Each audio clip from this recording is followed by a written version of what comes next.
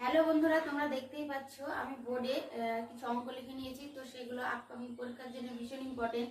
সেই সমস্ত পরীক্ষাগুলো PSC, SSC, rail, WBCS, main সমস্ত পরীক্ষার জন্য।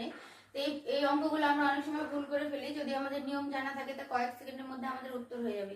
চলো আজকে আমরা নিয়মটা শিখে নিই এবং কয়েক সেকেন্ডের মধ্যে উত্তর দিতে হয় কি করে সেটাও আমরা শিখে নিই। ফার্স্টে আমরা দেখলাম অঙ্কটা কি বলেছে, দুটি সংখ্যার লসাগু 60 এবং তাদের অনুপাত 3:4। তাহলে ওই সংখ্যা দুটির গুণফল কত? ফার্স্টে আমাকে কি করতে হবে, সংখ্যা দুটো বের করে নিতে হবে। তাহলে লসাগু যেটা থাকবে তাকে আমি অনুপাতের সংখ্যা দুটো দিয়ে ভাগ করে দিলে আমি সংখ্যা দুটো পেয়ে যাব।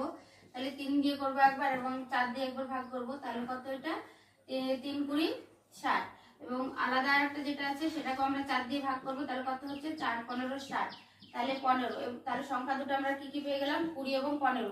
এবার আমি এদের গুণফল করে দেবো। তাহলে কত হবে? 15 দিয়ে 30 মানে হচ্ছে 3।